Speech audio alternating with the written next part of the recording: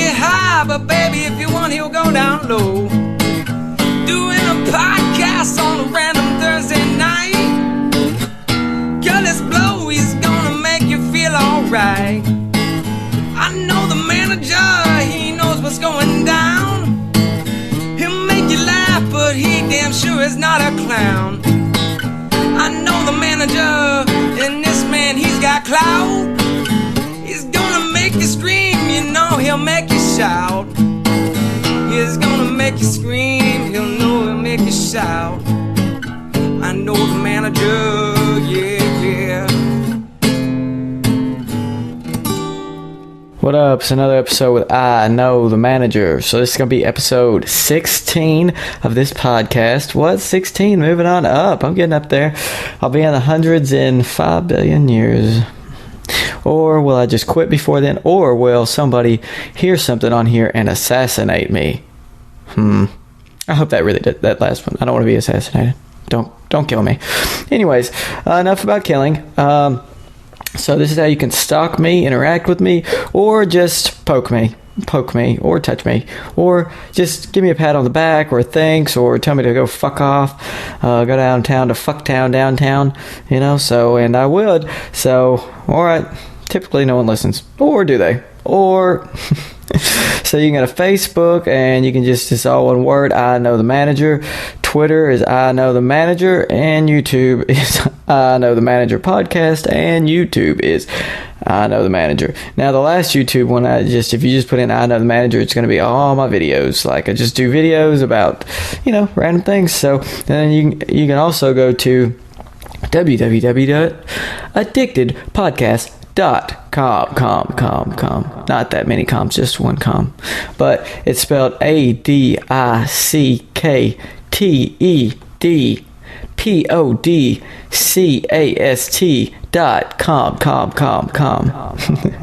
So you can do that. Also, we're part of the Couch Potato Nation Network, Couch Potato Network, and stuff like that. Check out all these other podcasts, like Married with Podcast and Blow Your Pod and Say What Pod, and just all kinds of other podcasts. So go check it out. Or follow them on Twitter at CP something.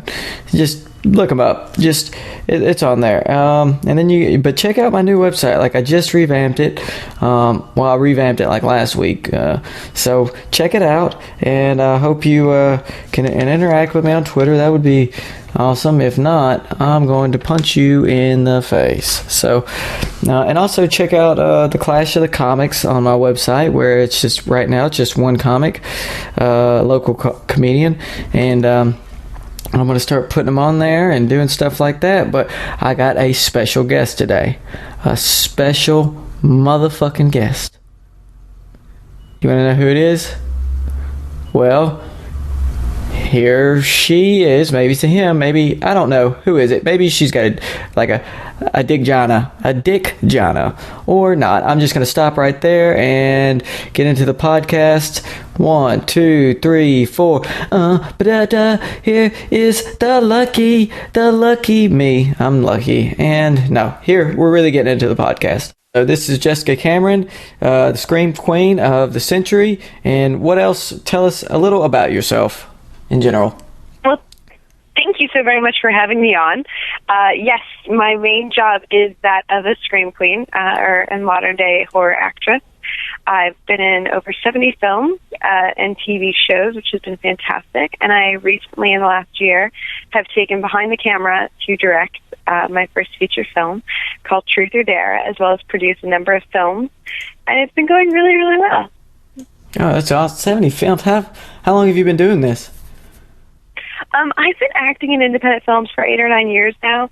I've actually been doing it as my full-time career since 2010. Okay. So it's been great to sort of, it's great in the last year, after sort of taking my career in my own hands to a degree by producing my movie and directing it and all that good stuff. It's been really wonderful to sort of see everything kind of come full circle. And see where it's finally all clicking together, which is really, really good and really hard if you're in the business. Yeah, because it seems like you're always on the road too. Like, I think before I emailed you, you were going to UK, and then just following you, it just looks like you've been almost everywhere, but you do a lot of promotion. Yeah, this year has been crazy for travel. I've now accepted that I probably will, hopefully, I mean, God willing, right, I'll never be able to travel directly from one place to another again. Just, it's no longer, I just can't have it in my schedule. I'm always flying from A to B, B to C, C to D, and then back to A, which is good because it means that, I'm in demand and people are wanting me and booking me, and, I'm getting to do a whole bunch of really, really fun things. So it's really fantastic. It's just, it's a new place. I'm not going to lie. It took me a hot minute to get used to not being able to just get on a plane, go somewhere, and then come back. But it's been really, really good, and I love the travel aspect. I mentioned I just got back from Europe and the UK, specifically London, England, and it was really fantastic. I loved it. The fans there are exceptional, and it was definitely a high point in my career thus far. Oh, cool. Did you, why did, I don't know how to word this. Okay, because you used to do fashion design, or you went to college for fashion design, correct? Correct. I went to school for fashion design. That was my career at one point. Okay, and then so what was like? Okay, I'm done with this. I'm just gonna be a scream queen. I want to be in films. Like, I just want to be an actress. What was that like? Just like bam, it was kind of just like a light switch. It was basically I had started working as soon as I graduated university for fashion design. I got hired, which was fantastic. And I started working right away, and within about a month, I realized I was in trouble because I hated what I was trained to do for my life. So after spending 4 years in college and university and lots of money, which I'm sure is common, I realized, oh my God, what have I done? It's one of those careers that's so much fun in concept and then horrible in the real world. Oh, yeah, I could see that. So I had it was like one of those things where I was like, no, I'm supposed to be this free spirit creative, and yet I'm stuck to an office desk, essentially like a drawing monkey. Oh.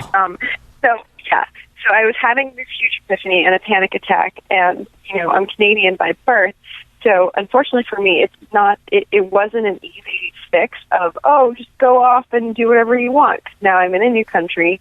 I don't have the ability to leave. It's tricky. Like, I find it, you have to sign a contract when people move you cross country. So you're stuck there for years, and you're really in trouble, effectively. So if you're unhappy with the situation, there's only so much you can do, which is really problematic. So, So we decided, okay, I'm going to try to suffer through this and just get through the day. And luckily for me, about 3 months in, I had a review, and the review came back overall really positive, except one thing. They felt I spoke too fast. So I was like, okay, no worries. What do you want me to do to fix it? And my immediate boss, who thought the whole thing was a joke, but it came from her boss's boss, was like, you know what, just take an acting class and then talk slowly around the stupid people. And I was like, okay, that's what I'll do, because it's in Columbus, Ohio, so there's no speech classes, how to talk slowly. Those classes just didn't exist in that area, at least not at the time.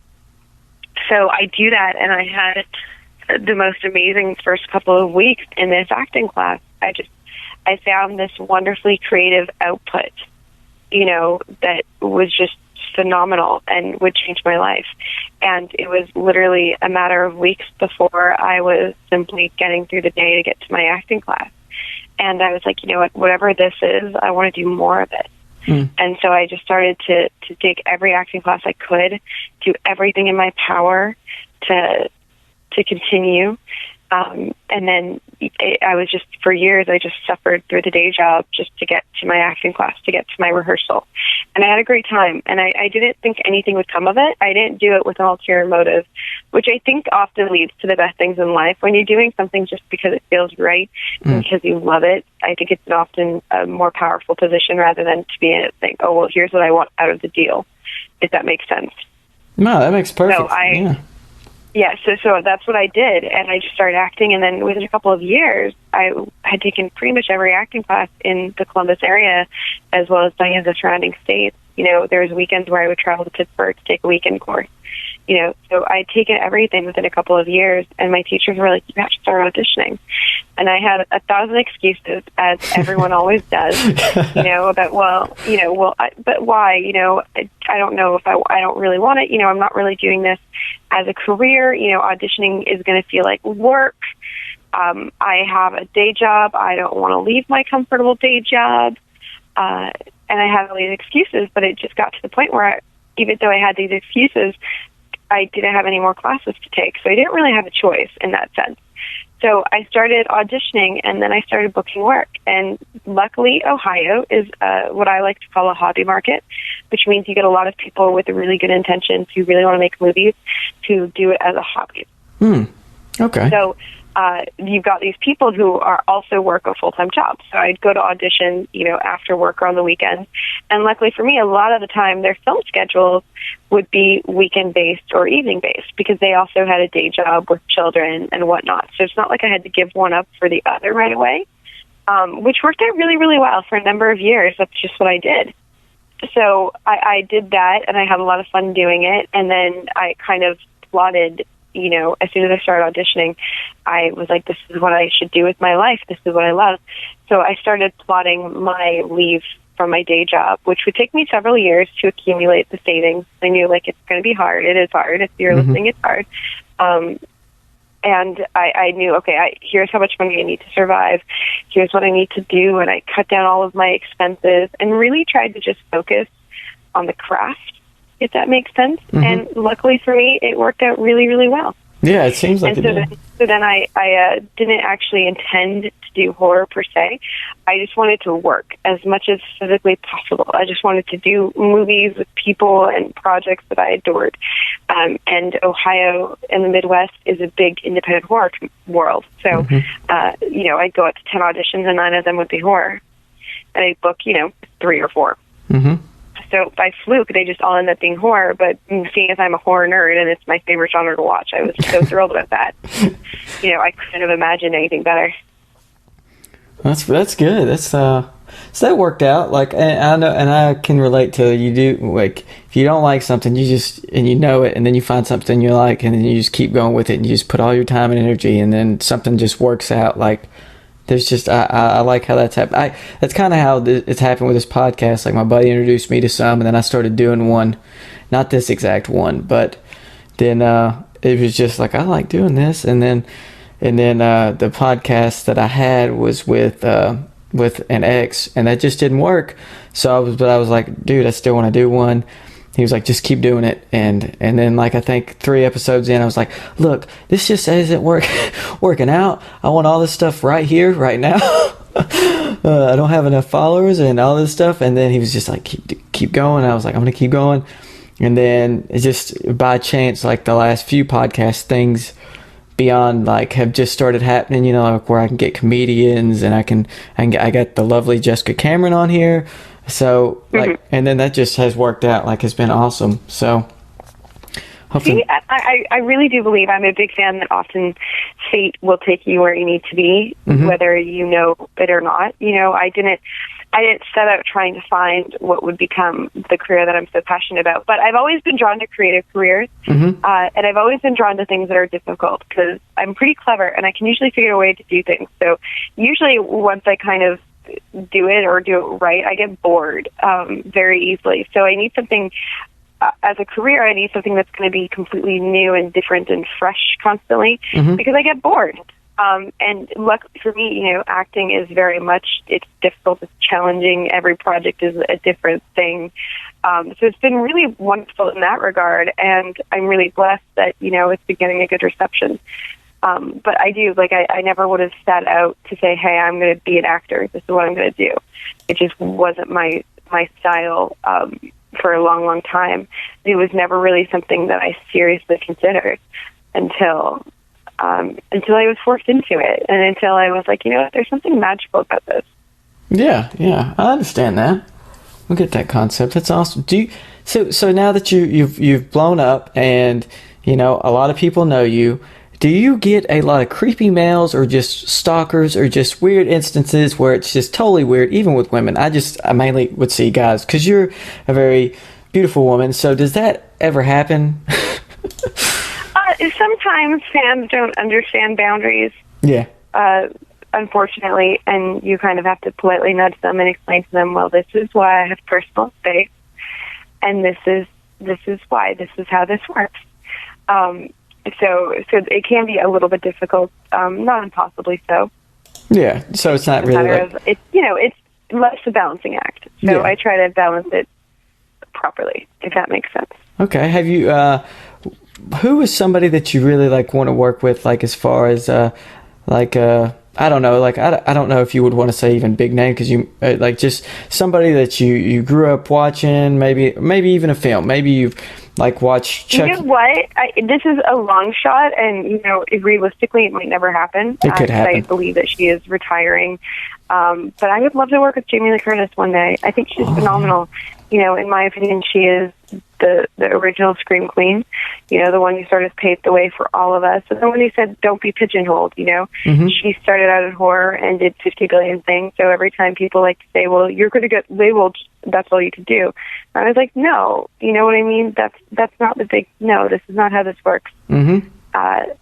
So I think it's one of the things where she's phenomenal, and she's such a strong woman that I would love to not only work with her, but just pick her brains. Yeah, I would agree with that. Yeah, she is. She is. She did pave the way. I agree. Yeah, that would be good if you could. And I would never say never. Maybe after this podcast. I will say never. What I will say is I'm realistically optimistic, but I understand that it might. I'm not. It's not going to ruin my life if it doesn't happen. Mm-hmm. We'll put it that way, because I have to understand that there's some things that just are not within my physical capabilities right now, unfortunately. Yeah. But, I'm hopeful. You never know. Well, maybe, do you follow her on Twitter or anything? I do. I'm not sure. I have to check that. Do you stalk her But she on hasn't Twitter? really been doing much horror lately. Well, you can at least, if you don't work with her, you can always pick her brain. Just say, hey, I would like to chat sometime. Like I did with you. That's like, that was pretty, I don't know. With us, it worked out. I don't know. She's got a lot of stuff. I don't know. I'm just saying, try it. And because I was taking a leap of faith with you, and just like, maybe I can get her on. Maybe not. Probably not. But let's see. And it worked out. And now you're here. So at least you can pick her brain, or just throw in. No. Well, absolutely. Well, it depends on if you can get to them, right? Mm-hmm, because a lot of the time, these people you can't get to. That's true. They have layers and layers and layers of managers that not even I can get around. So it just sort of depends. I have to sort of see her out and about and be able to get to her through her management and agents and publicists, and then make it happen. Oh gosh, that seems like a lot of people. That's worse than bodyguards. There's a lot of people. Yes. Well, and there's bodyguards on top of that. Oh gosh, you still got to get through the bodyguards. Oh gosh. Okay. Well, we can plan this out, not on the podcast, how to get her in a trunk and then get her give you a few moments to talk about her. So there you go. I'm pretty sure she could take either one of us. Yes. Try to put her in trunk. I'm gonna agree. I suspect that. Yeah, I was like, that's one tough chick right there. Yeah. I would never want to be on her bad side. Before she did Activia, she kicked ass. Yeah, I would agree. Okay, well, that plans out then. We're not going to mess with her. I don't want to. I bruise easily. No, I feel like it's high risk. Yeah. Let's see. Have you ever like turned down a movie that you had a chance to do and then was like, I regret that, like not moving that, or vice versa, like where I guess you couldn't really do that, vice versa. Well, have you ever just regretted not taking a movie role or anything like that, such as a... I'm really lucky. I don't think that there's a role that I have chosen not to take that I didn't get, Mm-hmm. that I was like, damn, I should have done that. I will say there is a movie that I did not get that I was up for and I auditioned for, and I loved everything about it. Mm-hmm. And it's a big movie, and I didn't get the gig. So, that sucks. Mm-hmm. When you want it. I'm the type of person, like, even if, let's just say I turn down a role and then it were to become a big deal, I don't turn down a movie.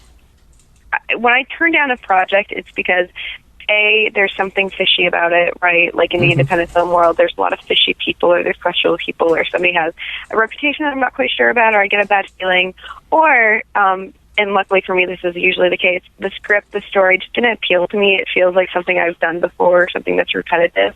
As a horror fan, it's not something that I sit down when I read the script and I was like, oh my God, this has to get made. And then I turn it down. And, you know, when I do turn down projects, I wish nothing other than the best for everybody involved. I really do hope that the project's going to go on to do wonderful things without my involvement. I'm not wishing them any ill will by any way, shape, or form. But at the same time, you know, I don't turn down projects just willy-nilly. There's a reason behind it. And if I'm not right, no success of the project will make, you know, if a movie goes out to do big, huge things, but I decided it wasn't right for me because I didn't care for the character or the script just wasn't clicking, well, it doesn't really matter if it does big things because it wasn't right for me. You know, I hope that they get an actor that it speaks to them. Yeah, that makes sense. I would want to take a role that another actor, if a role would mean a little to me and I'm like, oh, whatever, I'm just doing this to kill time. It could mean, like, it could be a life-changing event for somebody who thought, this is like the best script in the world, this is what I want to do. I never want to take that opportunity from another person unless it was something that I felt really strongly that I loved and adored and really honestly wanted to do. Yeah, that makes sense. What about movies like growing up, like as far as horror films? Like, what was your favorite ones? You know, I guess. You know what?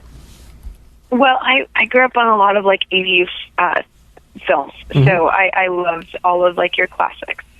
So Child's Play and Freddy's and Jason's are all near and dear to my heart. Wishmaster is one that will always hold a special place in my heart. It's probably the first one that I remember watching that really spoke to me. One of the things that I love about horror films is that they have great subtext and morals. You know, Wishmaster to this day is something that I feel really strongly about. It's just be careful what you wish for, you know, and especially working in Hollywood now, that moral has never been so real on a daily basis for me because I'm perpetually surrounded by people that want fame and money over and above everything else. And it's something that I really, you know, that still to this day, many, many years after I first saw it, resonates with me. So I was actually really lucky to work with Bob Kurtzman, who directed that movie. And I was like, oh my God, you did Wishmaster. That's fantastic. So it was a really big deal in my life. Yeah, that's awesome. And it changed the way that I perceive everything. So. Yeah, that's pretty much what I grew up on was Freddy, Jason, Child's Play, Wishmaster, you know. Oh, and the Puppet Master. Is that what it is? Did I say that right? Yep. Oh, yes. See, the Puppet Masters I liked, but there's something that just felt a bit more artificial comparatively to like a Chucky. Yeah. Child's Play, he was my favorite of any doll. And I just really liked his sense of humor. I thought it was really funny at the time, and I still do. You know, when I watch them back now, I'm like, you know, this is a really well-created character. Yeah, I agree. I'm following you on that. And then the Leprechauns. I remember the Leprechaun. I still remember that saying. Did you ever watch? Well, I feel like Leprechaun series went off the rails a little bit. Yeah, it did.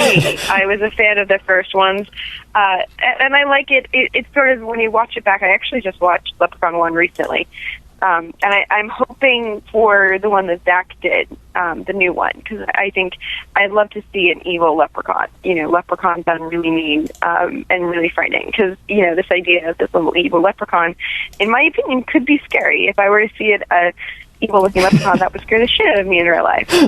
That being said, the other movies kind of went... The first couple were good, because they were just right on the edge of, like, 80s camp. Yeah. That I responded to. But I found that a lot of the other movies sort of went over that edge between camp and trying too hard for laughs. Yeah, I agree. You can't beat though. I'm not for sure how long it's been out because I just seen it. Like I haven't followed them in a while, but apparently they came out with a Leprechaun Origins. Is that pretty recent? That's the one that just came out. So that's the one that's supposed to be a darker, more frightening version. Ooh, I might watch that. Like a retelling. So again, I haven't seen it. It was made by a Canadian filmmaker, Zach, and it was tied to the WWE.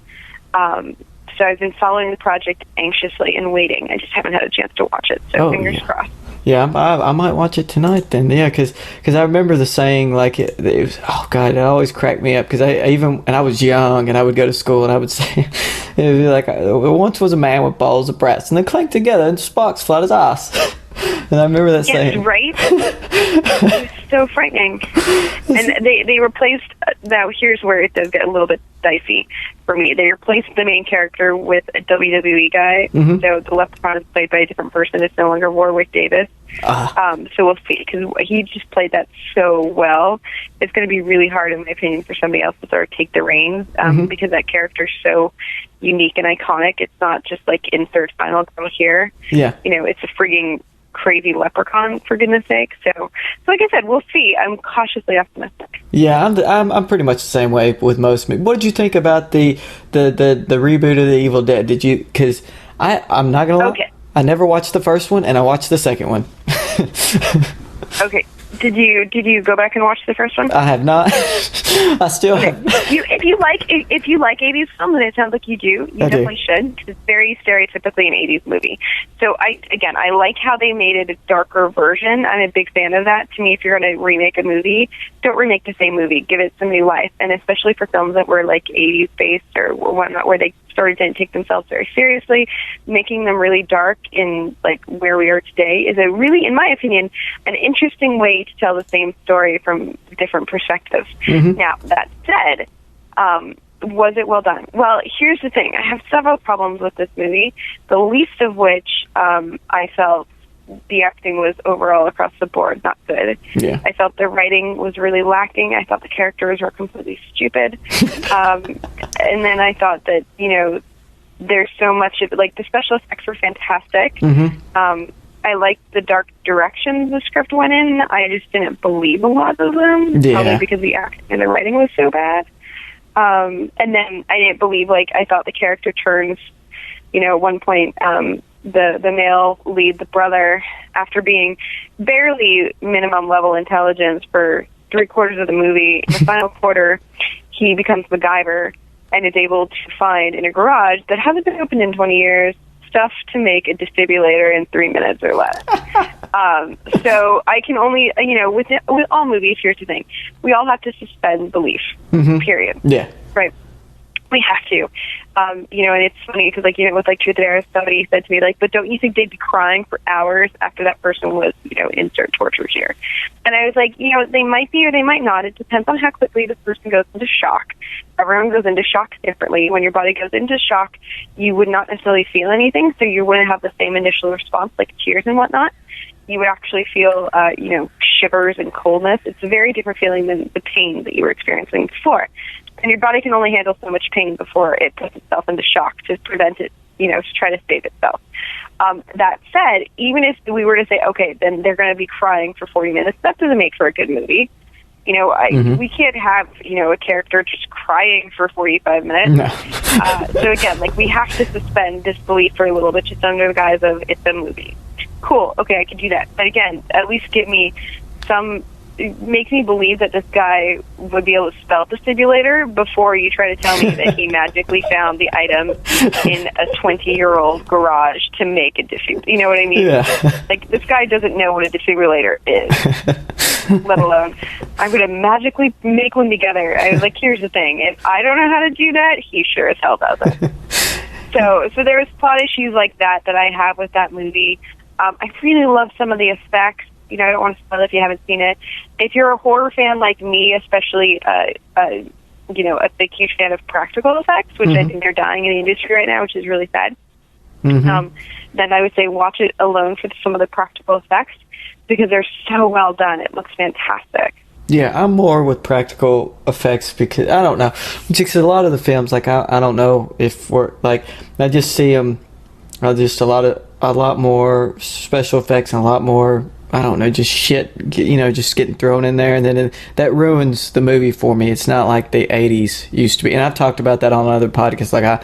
I just, a lot of the new age stuff, I'm very shy to watch because I don't, because I'm used to the 80s, and I'm used to how them were, and I just need to move with the fucking times, apparently. But then, Like I watched, and I'm not gonna lie, I have not watched any of your films yet, and I've been trying. I'm just like, you have to understand, I'm always on the go. Like I'm not on the road like you, but I am. Like today, as soon as we get done with this, I gotta go to Gunnersville, and then like I work 30 minutes from here, like where I live. So I do that 5 days a week, and then I gotta go to these business meetings after that. Like it's just, oh god, I'm just always on the go. And then with this, but anyway, so like I just think I forgot where I was going with that. Where was I going with that, Jessica Cameron? I'm not sure where you were going with that. It started out talking about practical effects. Oh yeah, because I'm just like, I haven't watched any, but I watched a lot of the trailers and a lot of that stuff. Like I did watch trailers on YouTube because I was like, okay, and then I just have not. I hope I did not offend you yet. Don't punch me in the face or anywhere else but I watched a lot of the trailers and I was like, this is what I would watch. Like I would rather watch this than because I think they came out with a new Hellraiser like not too long ago, and I tried to watch it and I was like, this isn't me. This isn't what it used to be. You know, it's got farther away, I guess, from what I'm used to. I guess it's kind of like when you just watch a whole movie with CGI or something. That, I don't know, that freaks me out now. Well, and for me, there's so much of it that I'm just not. I don't like. Again, CGI to me is just not in a place where it's an acceptable replacement to practical effects, or at least it shouldn't be. And I feel like too often it is, and it breaks my heart. It's not. They're getting lazy. You know, they're just getting lazy. And here's the thing, you know, if I, as a no-budget filmmaker, can find a way to do practical effects, there's no excuse for anyone. I agree. It's just a little bit of prep, a lot of passion, and you go and do it. Yeah, and it might take a little more time. So what? But you get that great effect that is lost now, so to speak. It's not lost. Well, and here's the thing, though. But it's about where do you want to put your time? Because keep in mind, it's a little bit more time, you know, on the day. It's less time in post-production if you do it right. That's true. That is true. So, you know, you've got to have to pick and choose your battles. And here's the thing, you know, it always looks way better, in my opinion, way better. I agree. I just wish more people would just be like, CGI is just not acceptable.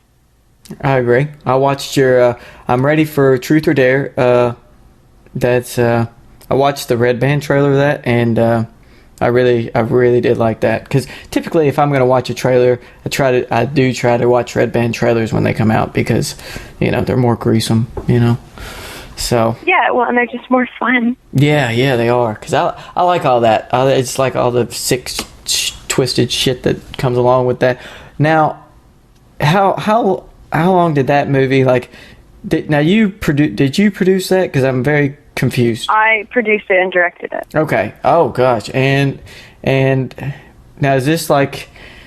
I don't know like how you perceive stuff or whatever, but like, is this like your biggest thing at the moment? Like, hey, this is it. Like, it's hard. Like, here's the thing. It depends on. So biggest can mean so many things. It can mean the budget that you spent on the movie. It can mean the total financial box office growth. It can be the greater number of outlets the movies like release in. So it's not the biggest movie by any means. It's actually a really small budget. It's one of my favorite films right now that I'm working on. That I'm you know, we're doing a film festival tour right now with it. So it's one of my favorite films. Let's say that. I don't like to think in terms of big or small, and quite frankly, I don't care. I care less about how much a film costs and more about the return on the investment, and more about, you know, how much fun I can have with it. So it's one of my favorites because it's definitely the most amount of fun. That's good. How was working with different casts? Like just, I mean, you get a group of people, you work with them, and it's like you get real close, or do you get close and then they're gone and then you move on to something else? How is that? Well, it actually just sort of depends. Yeah. You know, it depends on the project, it depends on the people, and it just depends on so many other factors. Okay, well, that makes sense. So it just sort of depends on the people like actually involved. So sometimes they're locals, sometimes I fly them in. You know, for Truth or Dare, Brandon Van Vliet and Heather Dorff were not local. We flew them in for the movie. So it just sort of, you know, varies. Yeah. Okay. Now you and Heather are y'all I don't know if y'all seem like y'all are pretty close. Like, I think. Yes, Heather is very near and dear to my heart. I love her as a person. She's like a sister to me, and I think so highly of that girl. Mm-hmm. Oh, that's good. That's good. Oh, we had an aw moment. Aw. That's good. Now, have you ever been like directing a movie or actually been a part of this? Like, okay, say you're fixing to, I think it was in Truth or Dare where they got hit with a bottle and it broke, right? Yep. And have you? And it doesn't have to be that case, but like, has something like that ever happened where like a stab went wrong or something like that, and they literally got hurt? Has that ever, like, have you ever seen that happen before your eyes? Like, oops. I haven't seen it happen. It does happen. I'm kind of a stickler to that on set. Mm-hmm. I don't want to do, I don't do anything with real weapons. I won't. We always had that discussion prior to me doing it. You know, there's a way to make movies that nobody gets hurt. It's not with using, you know, it's with the proper props and whatnot. Certainly on my set, nobody has. We take all the necessary safety precautions to prevent that. I don't think I could live with myself if I wasn't trying to make the most professional, safest, set possible. So it does happen in the industry, unfortunately. Usually when people try to cut corners and try to do too much and whatnot. That said, I'm really lucky that it hasn't happened to me or around me, and fingers crossed I won't. But I'm pretty, you know, I've been on sets where they've tried to tell me that I had to use like a real or what they call live weapon, and I just refuse. You know, there's no need to ever hold a real knife. In my opinion, there's prop knives for that, you know. And it's one of the things where even, like, you know, if you have blood on your hands, a real knife can slip out of your hand really easy if you're just taking 2 feet. Exactly, yeah. You know, it's just, there's so many variables. That's true. Oh, gosh. Because I always wondered that, like, I wonder if anybody hurt during this movie. And typically, yes, but, like, I would imagine, like, it would hurt, you know, if in a lot of horror films, there's a lot more, I guess violence or more of a chance, I guess, and I could be wrong, but I always, when something bad happens, like, oh, that could have been bad. I wonder if that really did hurt at some point. Did they had to retake? So. You know, well, and like, you know, you definitely do, you know, there's times where, you know, a punch connects, things like that happen. But you sort of have to just suffer through the film. Yeah. You know, it's not, we work really, really long hours, you know, and have to get the project done. So it's one of those things where it is what it is. Yeah. What's your longest, like, day? Is it like, what is your days like as far as, like, is it like 18-hour, 12-hour days, you know, 9 to 5? I don't imagine it's a 9 to 5. I'm pretty sure you're just always on the go, even when you're not filming, you know. Yeah, I mean, I don't really ever work less than an 18-hour day, 7 days a week. So it's kind of just how it is. Because if I'm not on, if I am on set or if I'm not on set, I'm always you always have to pay some attention to what you're doing next, right? Because essentially, it's kind of like when you lose your job and you have to find a new job. So I lose my job every couple of weeks. Yeah. Effectively, right? So it's just like how you would have to, you know, you scour the trades. My trades are just different than yours. And you submit and you sort of try to get an interview or you try to get in front of those people for that position. Same kind of thing. I just have to do this all the time. Yeah. Because I'm not getting fired, I'm not quitting, but projects are, you know, sometimes a couple days, sometimes a few weeks, sometimes a couple months. So I'm constantly having to go from job to job. So trying to be very aware of that and try to keep track of all of those variables are crucial. Now, that said, it's one of those things where there's never enough hours in the day. If I could work 24 hours a day, I would, just because there's an endless amount of things to do. There's just so much, especially as a filmmaker. You know, there's so much that goes on to not only getting the product to be at high enough quality, but then getting it out there for public consumption. Oh, yeah. So it's one of those things where it's just like there's an endless thing to do, whether it be keeping in touch with my contacts, submitting for audition roles, responding to requests, dealing with interviews, having some podcasts, getting marketing and promotion, updating my Twitter, doing my Facebook, making sure my email list is updated, keeping an eye on this project, doing pre-production on this, doing post-production on that. Did we get the proper effects for that? Did that one go through? Did we get financing for this? Have I signed a legal contract? Do I have my dates? Is there a conflict? Can I get to this convention? Can I go to this film festival? So it's just it's a balancing act for sure. That's a tough balancing act. Exactly. That is crazy. But you do your own Twitter, and that's cool, because I know some celebrities are just like, I'm not doing my own, like, they don't do their Twitter, and I don't know if it's because they don't want to or getting involved in that, but some of them just leave that to their manager or just somebody else for them to do, and that's very, I think that's very good for you, because you interact with the fans, which is very good, and it seems like you do a lot of that, like you're all like. Yeah, I try. I really, really, really, really, really do try. And it's one of the things where it's challenging. Mm-hmm. I could see why people have other people do it, because quite frankly, it's just really hard mm-hmm. to do it all yourself. I have over 60,000 friends on my Twitter, and it gets hard to answer everything. And every once in a while, somebody will give me attitude because a message will get missed. Mm-hmm. I'm like, you know what? I'm trying. That's all I can do is freaking try. Sometimes messages are going to get missed. That's just how that's going to happen. Yeah. I agree. That would be very hard to keep up with. But, we apologize if we have not got back to you. Of course. Okay, so now do you see yourself as a celebrity, or is it kind of just this is your job, this is what you do, right? This is, because there's a question after this, like if you see yourself as a celebrity, or you don't, but say you see somebody, you grew up to, or coming up, or whatever. When you see them now, do you get like really nervous, or do you get like, or you just stay pretty chill, or you like, and run up to them, will you sign my autograph? Will you give me an autograph? Are you like that, or is it kind of just, how does that go? I consider it a job like every other job. Mm-hmm. I just have a job that's more in the public eye. So that's kind of how I consider it, honestly. Mm-hmm. To me, it's just a job. So I try to be as polite and respectful.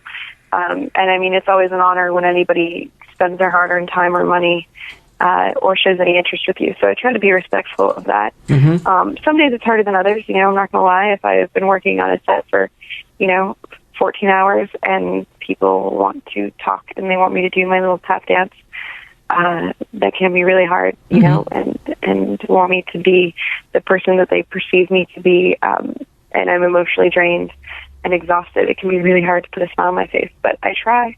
Yeah, no, you do. You can only do so much, and I'm kind of like that. After so many hours of the day, if I've worked or I've just been going ragged for like a few days, and like, was that mine? Okay, I heard something outside. Okay, that was very loud. Anyway, so I can only do so much and put on a smile for so long. Some days I'm just like, I just need to.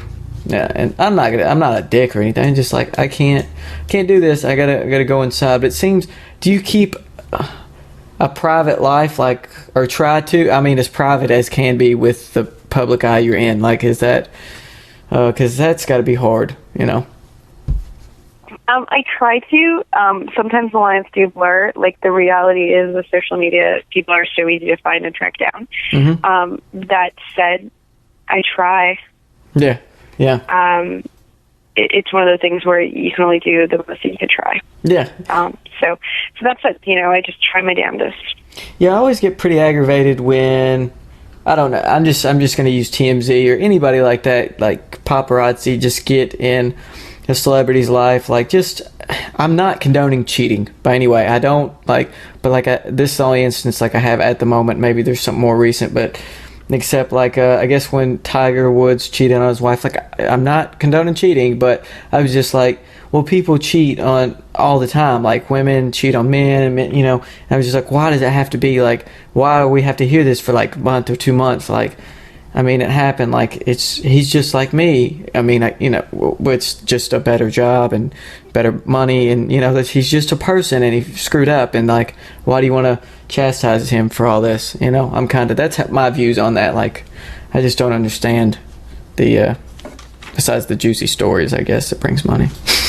No, it's one of those things where, again, all we can do is, what we can do is say, I don't care about that. I don't know about you, but I don't look after that shit. I won't buy the magazines that's on the cover. I won't click on that website link. I don't care. Don't get me wrong. I wasn't a huge Tiger Woods fan before, and I'm definitely not now. It's just like, with, what's it called?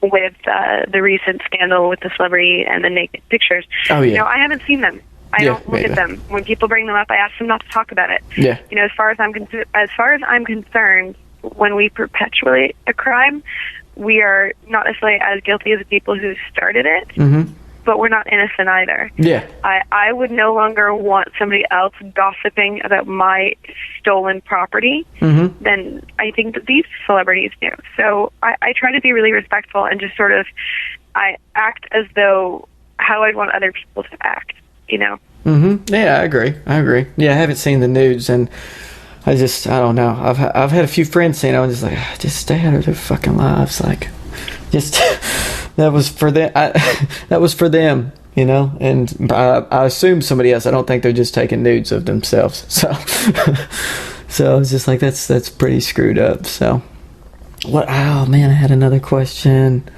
No. Oh man. Oh, no. That's okay. You might remember it. Yeah. It was like we were talking about something that a question popped up. Oh, yeah. Do you have, are you married or have a boyfriend or anything? Or how does that, I do have a very important significant other. Okay. And y'all have been together for a while now? Is that a thing? A while, several years. Oh, actually. Good. That's good. Is he, and you could stop me anytime. Does he do the same thing you do? Okay. Or? Thankfully not the same. He's a writer and a producer. Okay. So, same industry, just slightly different, although I do produce as well. But he's a far better producer than I am. Oh, okay. Well, that's good you have something in common. I mean, that's really good. Okay. Yeah, he understands the limitations of my job. It's hard to, I always say don't get within the industry, but it's hard to not, because the simple fact of the matter is, as somebody who does work unrealistic hours, it's just so hard. If you do it outside of the industry, they just don't understand that it's really difficult. Yeah, I could see that, because I always wonder how that works, because I'm like, I'll see celebrities, and I'm like, oh, she's dating another celebrity. I wish that was me. And I'm like, but I was like, I could not deal with her at all. Like, I could not, she's always gone, and I'm just stuck here, and I'm the house husband. But that makes sense why, I mean, I guess stick within, I guess, the business kind of thing, I guess, that you were saying. So that kind of makes sense. So, well, that's good. You're happily enjoying somebody's company, and that's pretty good. And that's really even better that y'all been together for years, So that's really good. What I usually play this game. I've typically started like 3 or 4 episodes, and I've never did it with a guest, and I guess it's all up to you, because I don't know, you're married, right? I want to say married. No. Okay. I have a very important significant other. Okay. You're with somebody. Are you allowed to play murder, marry, screw? We'll say screw or fuck. Or can you play that game on here or not? Sure. I don't really know how to play, but I don't see why not. Okay. It's a very easy game. And you can even do it to me, but basically we'll come up with, I guess, it would have to be celebrities, but basically 3 celebrities, and they could be guy or girl. I don't really care. And then basically you would be like, okay, I would marry them, and then I would marry them, and I would screw them, and I would murder. Did I already say murder? Does that make any sense though? Like 3 names, and then and it's apparently it's a really old game. I didn't find out until I was in my 20s about this. Apparently it's a younger game, so I don't really know. But then I was like, I try to come up with bits for the podcast, and I was like, okay, so. And then it just happened, like, I don't know, I was bored one day, I was on an episode by myself, and then I was just like, what am I going to do? And then, so that happened, so I just, so, Okay, let me get 3 celebrities. Okay. And then you can pick me 3 celebrities, and then we'll just, we'll break that down.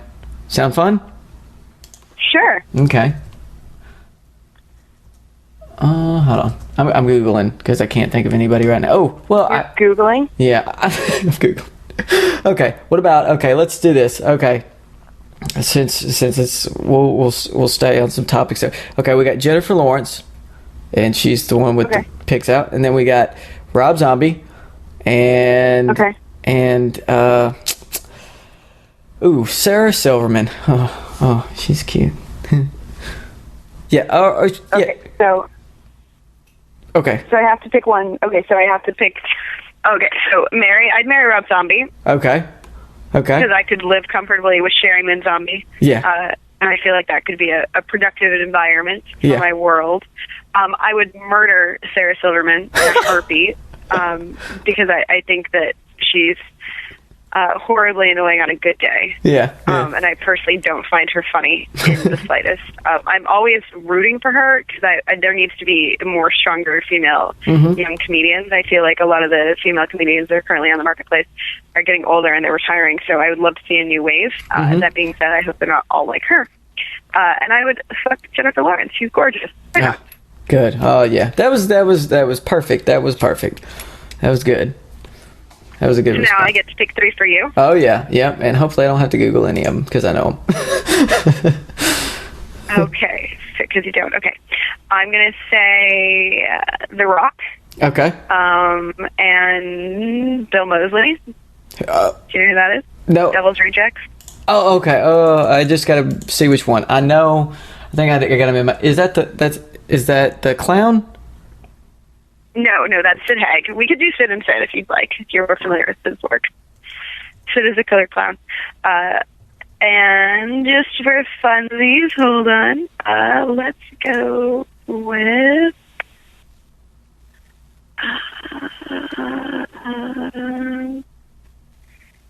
trying to think of something good. I'm going to go with Tristan Besk from American Mary. Okay. Alright. I gotta Google the last one too. I knew who Bill... Okay, as soon as I seen it, I was like, yeah, I just didn't know his name. Like, I'm terrible with names. That's okay. And it's Tristan what? Risk, R-I-S-K. There he is. Or that's... Oh, it's her. Oh, there she is. And she is... Oh, she is a cutie. And... Okay. So... Oh, gosh. Okay, so we'll go with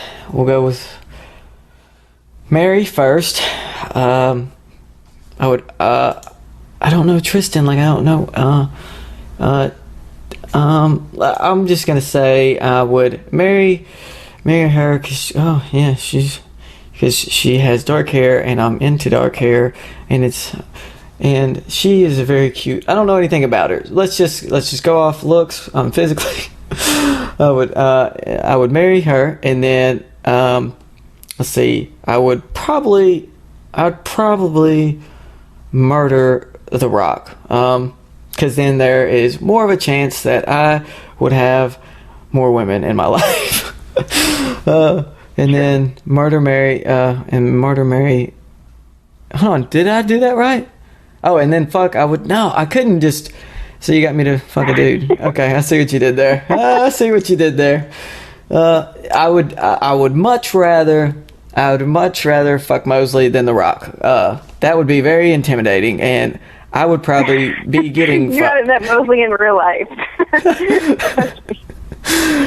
He looks totally different. Like I didn't know. Like I looked, and he looks totally different, kinda. So yeah, I would totally not want to fuck The Rock at all. Because I'm a big WWE fan, but I definitely, when I see him, I'm like, gosh, you would just kill somebody, like you murder people. So I don't think I could do that at all. And I think, like, as small as I am, like, I always, like, imagine me going to prison or something. So I'm like, if I went to prison, like, so I would probably be his bitch, you know? Like, I would be the fucky, I guess. That would Good to know. I've learned so much about you from this one little game. So yeah, that would happen. And I'm terrible with like actors and actresses' names. Like, really awful. Like I'm like, because when you say the Devil's Rejects, I'm like, okay, I can cut them down. You know, I'm like, oh, it's one of them, so I know that. But if you would have gave me an instance, I'd be like, oh yeah. But names, because I meet in my other life, like I meet a lot of other people, like pretty much daily. So like even keeping up with their names, like I'm just like, yeah. Sometimes, and it's really embarrassing. I have to be like, "Hey, what's up, dude?" Or and then I have to wait. And I tell them this usually after after a while. Most of them know, but I have to I have to wait to hear their name. I'm like, "Oh yeah, that's his name," and then I'll remember. I'll beat it in my head. So it's fun fact about me. Don't worry, I won't fault you for it. Fun fact about me. Yeah, that was a fun game. I always like doing that game. Typically, I do it by myself, so that you are the first person I've done that with. So that's really good. That worked out very well. There you go. I'm glad I could pop your cherry. What about and also you don't have to think of any because I don't fucking have any at the moment. But another bit that I do, I probably should have told you this before we started, but we'll just off the whim. It's like I do because everybody does like Throwback Thursday, fucking pictures and stuff, Yeah. Or comments. Do you have and I do it as far as I do old school like a chorus, and it doesn't have to be all the chorus. I think I did a Throwback Thursday. It was "Who let the dogs out?" But I did it in different voices. I think I did it in Sherlock Holmes or Bane or something like that. So I did it in different. Do you have any Throwback Thursday comments for? Can you think of any off the top of your head? I honestly totally can't. Okay, that's fine, because that's why I don't have one. I haven't. Yeah, sorry. No, that's fine. I've had a whole week to think of one, and I haven't. I'm just it's not. No, not gonna. And then so I don't really have one either. So I think the listeners can survive for 1 week, and just 1 week, and I'll come up with two maybe next week.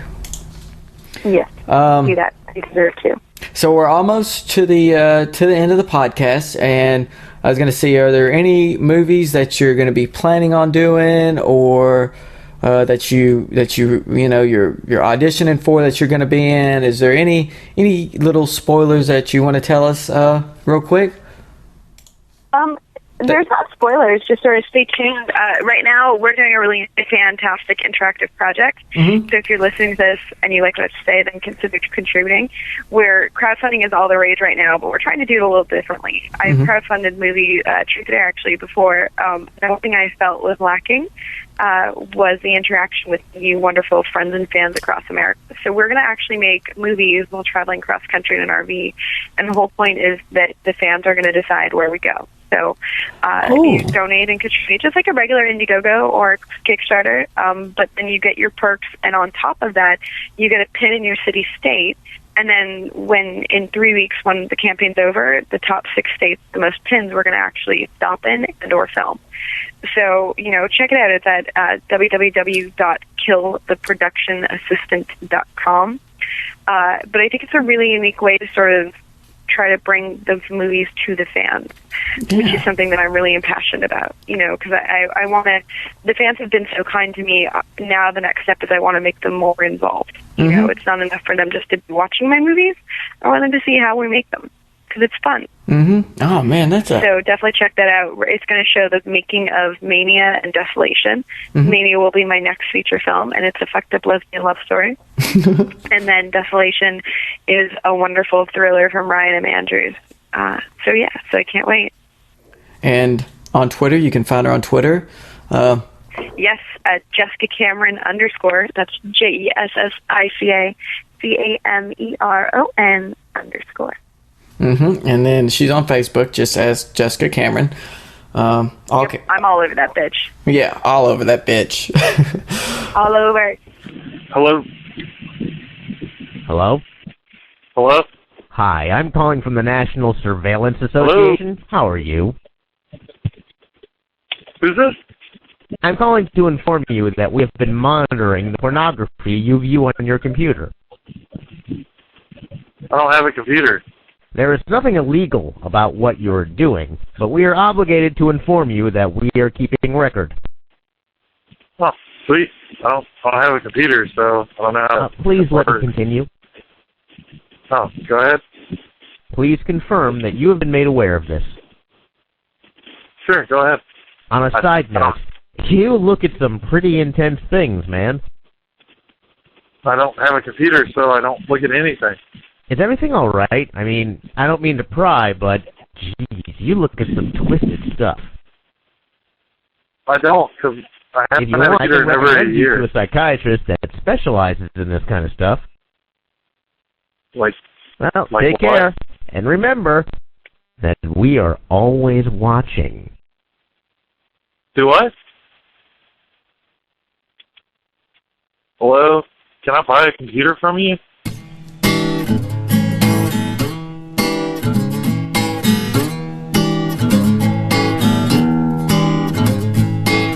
I know the manager, his name is Curtis Blow.